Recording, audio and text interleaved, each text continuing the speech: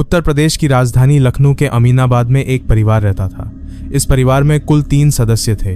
घर के मुख्य सदस्य का नाम शिशिर श्रीवास्तव था और इनकी अमीनाबाद मेन मार्केट में इंटीरियर्स डेकोरेटिव आइटम्स की दुकान थी। इनकी पत्नी, जिनका नाम तृप्ति श्रीवास्तव था, ये हाउसवाइफ थी और इन दोनों की एक 19 साल की बेटी थी जिसका नाम गौरी श्रीवास्तव था। गौरी लो यूनिवर्सिटी में फर्स्ट ईयर की स्टूडेंट थी। क्योंकि शिशिर और तृप्ति की लव मैरिज हुई थी और उनकी इकलौती संतान गौत्री श्रीवास्तव थी, इसलिए उन्होंने अपनी बेटी को पूरी स्वतंत्रता दे रखी थी। वह जैसे चाहे कपड़े पहन सकती थी और जैसे चाहे बाहर घूम सकती थी, यानी कि उसे पूरी तरह से आज़ादी मिली हुई थी। अब यह दिन था 1 फरवरी 2015 का। गौरी अपने घर से अपने पिता की जैकेट लेकर निकलती है। उसे वो ड्राई क्लीनिंग के लिए मार्केट लेकर आनी थी। साथ ही वह अपनी माँ से कहती है कि उसे कुछ और काम भी है जिसे निपटाकर वह बहुत जल्दी घर आ जाएगी। ये 12 बजे के आसपास घर से निकली थी, लेकिन ऐसा करते करते शाम के 4 बज जाते हैं और गौरी घर वापस नहीं आती है। अब माँ अपनी बेटी को कॉल करती है तो पूरी रिंग जाने के बाद भी बेटी फ़ोन नहीं उठाती है। ये काफ़ी अजीब था क्योंकि उनकी बेटी कभी भी ऐसा नहीं करती थी। जब भी पेरेंट्स उसे कॉल करते थे तो वो पहली रिंग पर ही फ़ोन उठा लिया करती थी। कुछ देर इंतज़ार करने के बाद माँ दोबारा कॉल करती है, लेकिन इस बार भी पूरी रिंग जाने के बाद भी गौरी फ़ोन नहीं उठाती है। अब माँ थोड़ा परेशान होती है और वह गौरी के पिता शिशिर को इस बारे में बताती है। शिशिर तकरीबन 4 बजे अपनी बेटी के नंबर पर कॉल करते हैं। इस बार उधर से कोई लड़का फ़ोन उठाता है और वह कहता है कि गौरी मेरे साथ है, मैं उसका दोस्त हूँ और कुछ देर में गौरी घर आ जाएगी। पिता को थोड़ी तसल्ली हुई क्योंकि गौरी के बहुत सारे दोस्त थे। हो सकता है वह किसी दोस्त के साथ घूमने गई हो। अब शाम के 5 बज जाते हैं। पिता घर आ जाते हैं। घर आने के बाद वह फिर से अपनी बेटी के नंबर पर कॉल करते हैं। ये कॉल इस बार भी एक लड़का उठाता है जो कि थोड़ा अजीब था। वो लड़का गौरी के पिता से कहता है कि हम लोग इको गार्डन में बैठे हुए हैं, कुछ देर में गौरी यहाँ से निकल जाएगी, आप लोग चिंता मत कीजिए। जब गौरी के पिता ये कहते हैं कि मेरी गौरी से बात कराओ तो वो लड़का कॉल कट कर देता है और उसके बाद फिर वो फ़ोन भी नहीं उठाता है। अब गौरी के पिता को भी थोड़ा सा डाउट होने लगता है। वह भागकर इको गार्डन में जाते हैं जहाँ पर उस लड़के ने कहा था कि वो लोग बैठे हैं, लेकिन इको गार्डन में उन्हें कोई भी नहीं मिलता है। अब शाम के तकरीबन 5:30 बजे वह फिर से अपनी बेटी के नंबर पर कॉल करते हैं। इस बार फिर वही लड़का फ़ोन उठाता है और वह गौरी के पिता से कहता है कि आपकी बेटी की तबीयत अचानक से ख़राब हो गई है, उसे मैं हॉस्पिटल में लेकर आया हूँ, आप लोग यहाँ आ जाइए। गौरी के माता पिता घबराते हुए भागकर हॉस्पिटल जाते हैं, लेकिन वहाँ जाकर उन्हें मालूम चलता है कि यहाँ पर गौरी और उसके साथ कोई लड़का आया ही नहीं, यानी कि ये लड़का बार बार गौरी के पिता से झूठ बोल रहा था। वो ना तो इको गार्डन में था और ना ही वह उस हॉस्पिटल में आया था। अब गौरी के माता पिता को थोड़ा शक होता है, इसीलिए वो शाम के तकरीबन 6:30 बजे नज़दीकी पुलिस स्टेशन में जाते हैं और सारी बात पुलिस को बताते हैं। पुलिस यहाँ पर गौरी की मिसिंग रिपोर्ट फाइल कर लेती है और माता पिता को कहती है कि आप घर चले जाइए, जल्दी ही आपकी बेटी को ढूंढ लिया जाएगा। पुलिस को अभी तक ये लग रहा था कि लड़की खुले विचारों वाली है, हो सकता है अपने दोस्तों के साथ पार्टी वगैरह करने चली गई हो, इसलिए पुलिस ज़्यादा सीरियसली इस केस को नहीं लेती है। अब पूरी रात ऐसे ही बीत जाती है और दिन आ जाता है 2 फरवरी 2015 का। सुबह के तकरीबन 7 बजे शहीद पथ रोड पर एक राहगीर गुजर रहा था।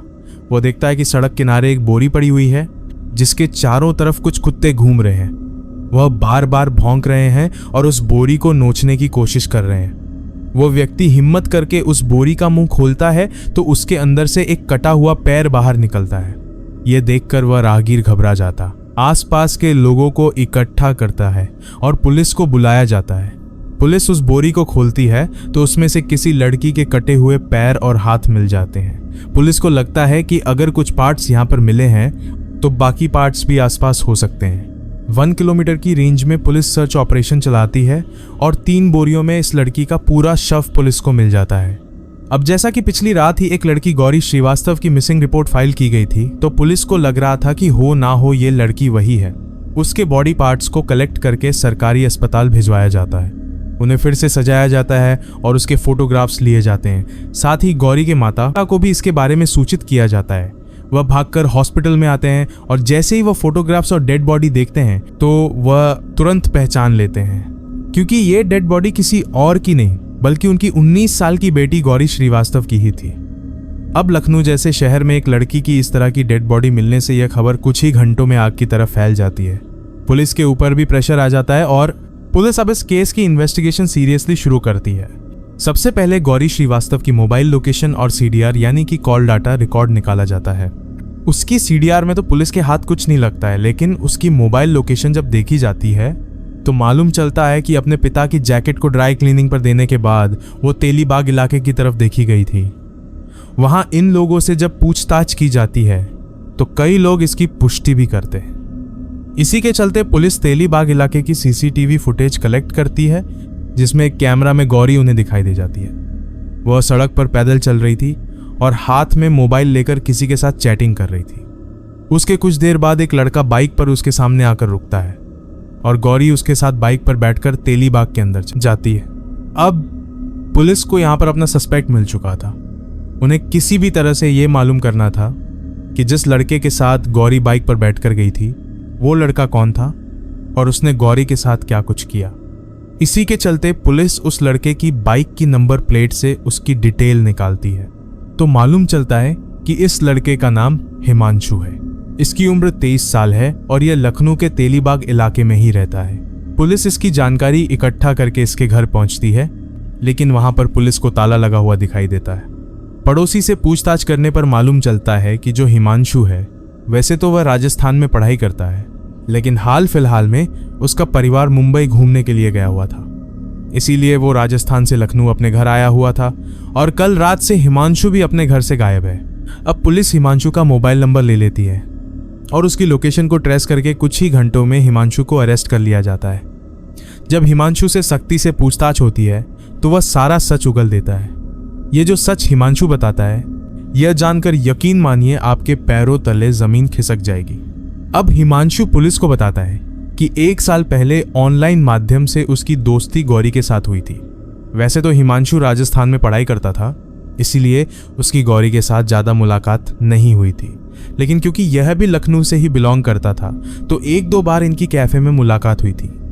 अब जब हिमांशु के घर वाले बाहर घूमने गए हुए थे और हिमांशु घर पर अकेला था तो ये राजस्थान से लखनऊ आ जाता है। इसी दौरान ये गौरी से बात करता है और गौरी को कहता है कि उसके घर पर कोई नहीं है, क्या तुम मुझसे मिलने आ सकती हो। ये ज़्यादातर बातें उसने गौरी के साथ चैटिंग के माध्यम से ही किया करता था। सीसीटीवी में भी गौरी चैट करते हुए दिखाई देती है। दरअसल उस समय हिमांशु से ही चैट कर रही थी। हिमांशु इसे लेकर अपने घर पर आ जाता है। कहीं ना कहीं हिमांशु मन ही मन गौरी से प्यार करता था। अपने घर आकर वो इससे प्यार का इजहार करना चाहता था, लेकिन इसी दौरान जो हिमांशु है वह गौरी से उसका मोबाइल देखने की मांग करता है। गौरी मना कर देती है क्योंकि गौरी काफ़ी खुले विचारों वाली लड़की थी। हिमांशु के जैसे उसके और भी कई सारे दोस्त थे और शायद उसके दिल में हिमांशु के लिए वो फीलिंग नहीं थी जो हिमांशु उसके लिए अपने दिल में फीलिंग लगाए बैठा था। इसी के चलते जो गौरी है वो अपना मोबाइल हिमांशु को देने से मना कर देती है। इन दोनों के बीच में थोड़ा लड़ाई झगड़ा होता है। उसके बाद ज़बरदस्ती हिमांशु गौरी का मोबाइल छीन लेता है। उसका पासवर्ड खोलने के बाद हिमांशु जब उसके चैट्स को चेक करता है तो वो पाता है कि गौरी ने अपने कुछ आपत्तिजनक फोटो बाकी लड़कों को भेज रखे हैं। यहाँ पर हिमांशु बहुत गुस्से में आ जाता है क्योंकि वो गौरी को मन ही मन चाहता था और गौरी की ऐसी हरकत से वह हर्ट हो जाता है। इसी दौरान इन दोनों में झगड़ा शुरू हो जाता है और यह झगड़ा इतना ज़्यादा बढ़ जाता है कि हिमांशु गौरी का गला दबा देता है। गौरी बेहोश होकर ज़मीन पर गिर जाती है। हालांकि उस वक्त तक वो जिंदा थी, लेकिन हिमांशु को लगता है कि शायद गलती से उसने गौरी की हत्या कर दी है। अब वह अपने घर में ताला लगाकर बाहर जाता है। बाहर जाकर पहले वह शराब पीता है, अपने एक दोस्त से भी मिलता है। वह यही सोच रहा था कि आखिर उसने ये क्या कर दिया और अब इस मुसीबत से छुटकारा कैसे पाया जाए। तभी उसके दिमाग में एक आइडिया आता है और वो बाजार जाकर एक बड़ी सी आरी और कुछ बोरी लेकर आता है। फिर घर आकर गौरी के कई टुकड़े कर देता है, जबकि गौरी अभी भी जिंदा थी और उन टुकड़ों को वह अलग अलग बोरी में भरकर रात को 12 से 1 बजे के बीच में लखनऊ के शहीद पथ रोड पर 1 किलोमीटर के रेंज में फेंक देता है। हिमांशु को लग रहा था कि अब शायद वो नहीं पकड़ा जाएगा, लेकिन अगले दिन एक राहगीर ने उस डेड बॉडी को देख लिया और इस पूरे कांड का खुलासा हो गया। पुलिस ने हिमांशु के बताए अनुसार वो आरी, कुछ बोरियां, गौरी के कपड़े, उसका मोबाइल, उसके गहने सभी बरामद कर लिए। यहाँ पर हिमांशु को कोर्ट में पेश किया गया। इसके साथ में इसके दोस्त को भी अरेस्ट किया गया था, जिससे उस दिन ये मिला था, लेकिन बाद में उसे छोड़ दिया गया क्योंकि उसका इस केस में कोई भी इन्वॉल्वमेंट नजर नहीं आ रहा था। तो इस तरह से यहाँ पर एक सरफिरे आशिक ने एक मासूम की हत्या कर दी।